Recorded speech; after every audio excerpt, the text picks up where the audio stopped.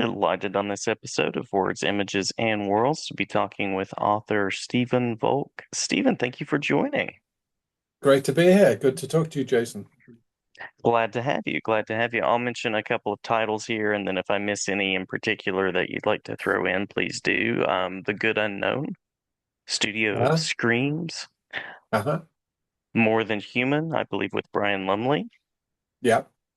Well, that was a and kind of we did one story each in that book. Yeah. and then Lies of Tenderness. Uh-huh. That Yeah, was a yeah, it's a collection of my stories. Yeah. Yeah.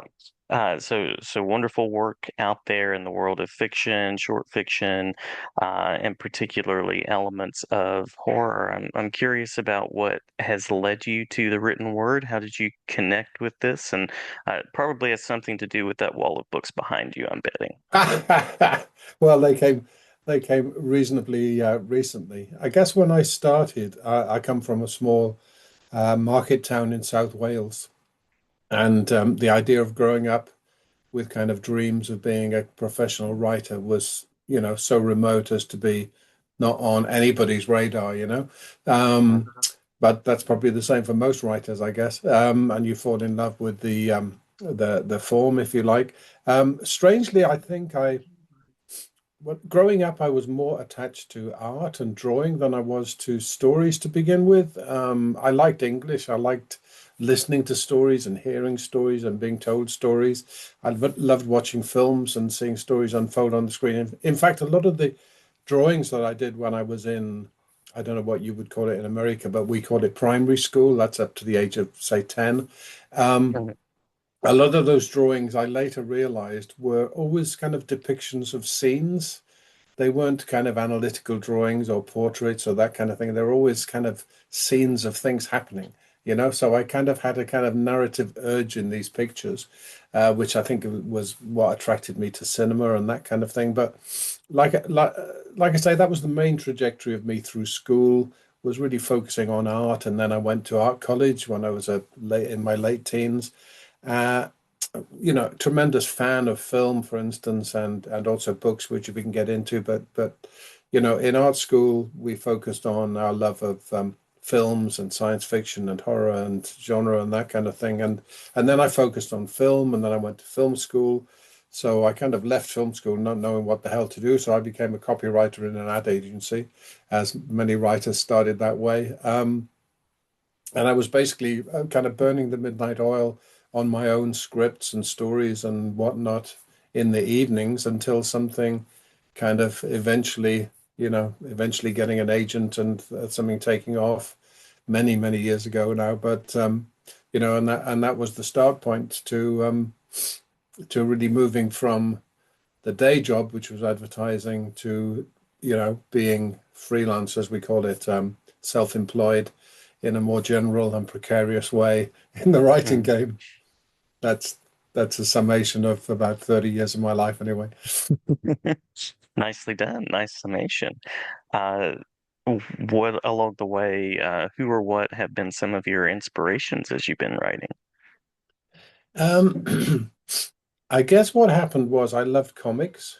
I can remember quite distinctly my grandfather owned a pub, a bar, and sometimes if my mum and dad went on holiday, I'd stay with my grandparents. And I remember a comforting feeling of sleeping upstairs and hearing the hubbub of the bar downstairs. But one thing I specifically remember is he had a little, doesn't seem like a great memory to carry with you, but he had a little pad of small squares of paper. I don't know probably from the brewery or something like that, for receipts. And he gave them to me to draw on because I was a kind of addictive kind of drawer.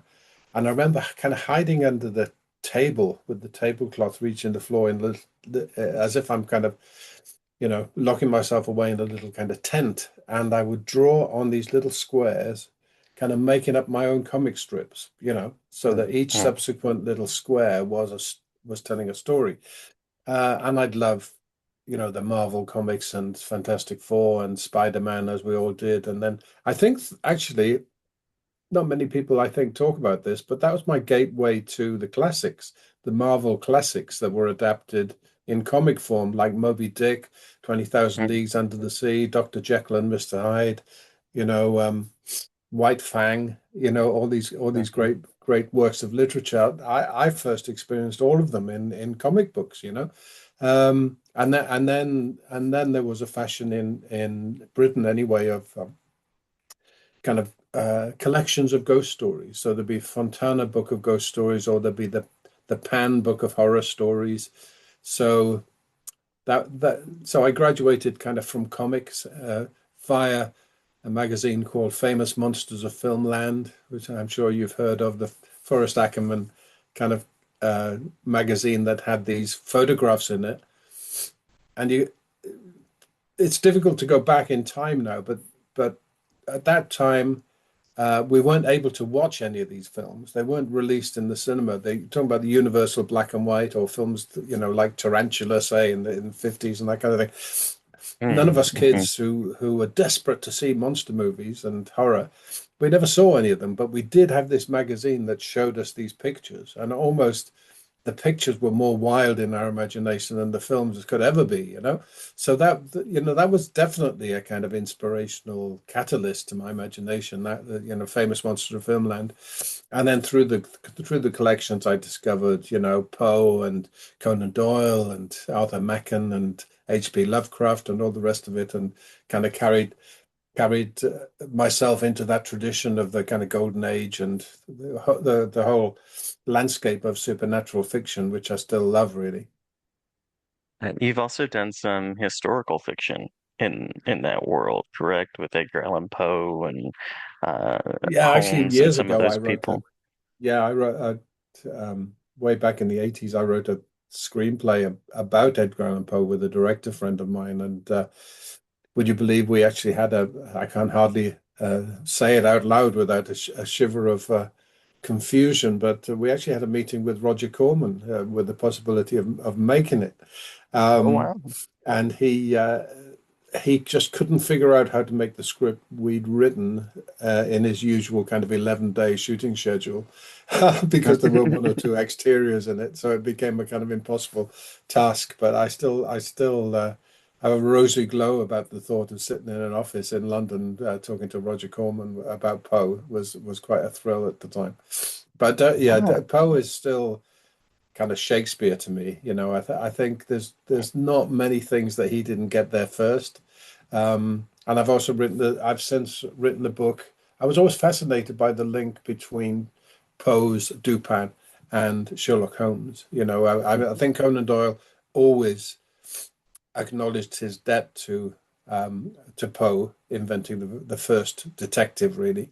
Um, and it kind of occurred to me that nobody's really kind of dramatized that kind of connection between Dupin and I came up with this idea really that Dupin is a detective in 1860s Paris, and the young Sherlock Holmes, long before he meets Watson, is in Paris and hooks up with Dupin, and they solve crimes in 1860s Paris, very gruesome, complicated crimes.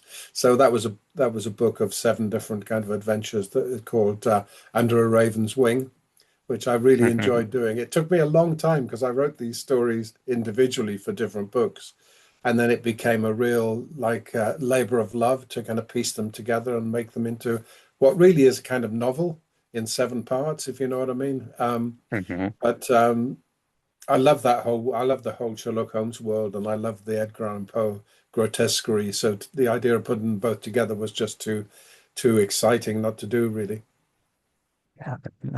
As a reader, as a film fan, anything that you're currently enjoying and getting some inspiration from? Um, well, I got a thrill to read the other day or see an interview at I think a Comic Con, or it wasn't actually Comic Con, it was something similar to Comic Con, and all the actors from the TV show Interview with the Vampire were there talking about Oh Vampire yeah. Lestat, and I absolutely love that show so much. I mean, sometimes a show comes along and I literally think you've really looked inside my head and say, we're going to make a show for this guy.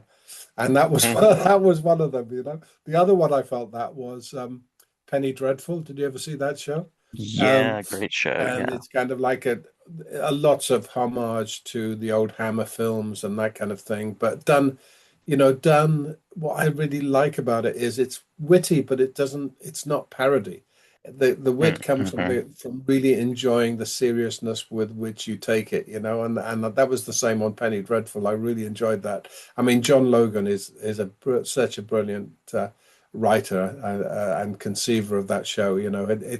It's a real trick to take these well-worn. I haven't seen the Guillermo del Toro Frankenstein yet, but I'm so intrigued, and I can't wait to see what he does with something that is so well known, and yet you have to do something new with it, and yet your respect for it. I think what's essential is you've got to forget your respect for it. Really, Mm-hmm. I think that respect can actually really, knock the train off the rails, so to speak. You've got to be as irreverent as the original was in its time. Yeah, and that's a that's a tricky balance to get. But I always look forward to people say, oh, some fans don't like new versions of old things, but you know, you have to remind them that that old version that they like was actually not the first version anyway. There was a version Mm-hmm. before that. So their response was already a kind of second or third generation version. You know what I mean? Yeah, very So true. things change, and I love the idea that the genre reinvents itself with these kind of how would you call it, founding tales, the mythology. I think it is a mythology now, actually, cinema. Um, and especially in genre, it does become as profound as we think of medieval mythology or Saxon mythology. It's as rooted in us now, I think, as that the stuff that comes from deep history in a way. Yeah, Or maybe it's absolutely. part of the same stuff. It was all monsters and heroes then, and it's monsters and heroes now. You know what I mean? Absolutely. The things that are essential to us that capture our imagination. Absolutely.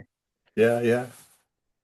Yeah. What are you currently exploring in your work now? Where are you kind of taking your creative journey forward? Well, I'm kind of I think reaching a peak or maybe a cliff edge of this idea of looking at what putting characters in a situation where the supernatural affects them. I've always been really drawn to that because to me the supernatural story, or let's say ghost story, but supernatural story really is, to me, they're really stories about human dilemmas, and the ghost element or the impossible element, if you like, just shines a bigger light on the human dilemma that's at the root of the character interaction or the theme of the story or that kind of thing, be it injustice or grief. Grief might be your theme, and you kind of illuminate it or exaggerate it or amplify it by giving it a supernatural realm in a way that you can have a story about grief, and you don't need to make it a supernatural story. You can have a completely realist story about someone grieving.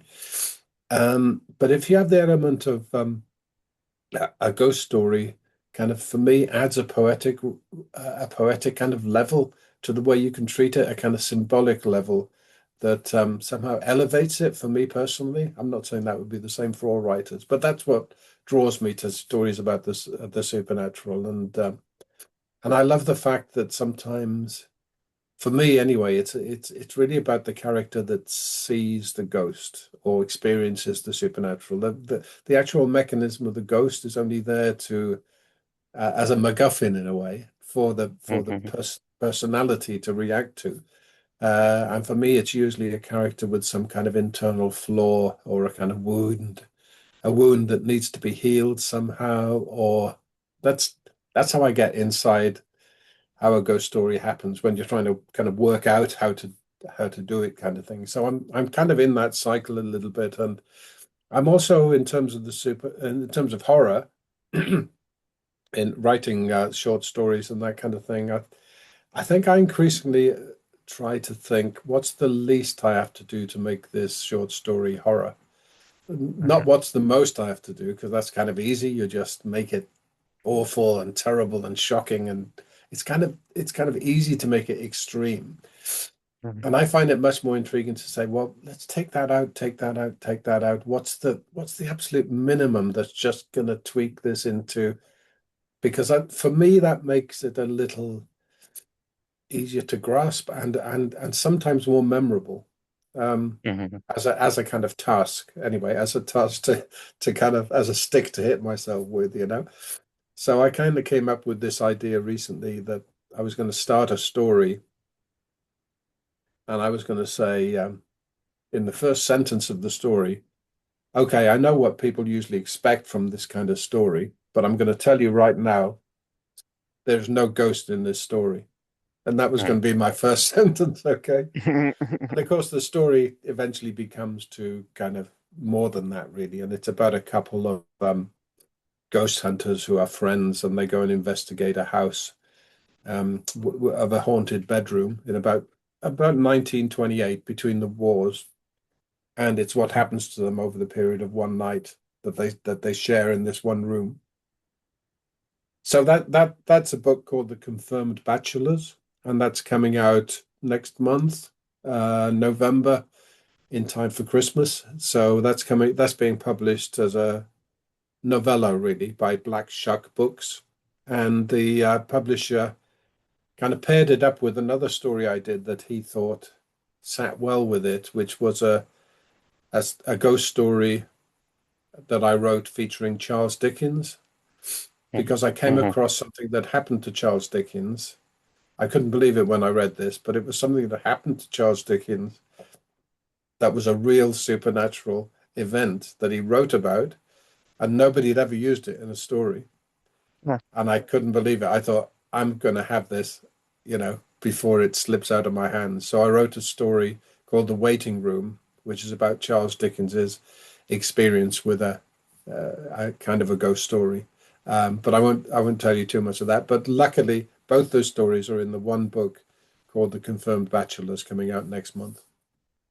Sounds wonderful. Looking forward to it. I hope you Uh, enjoy it. yeah, yeah, I'm sure I will.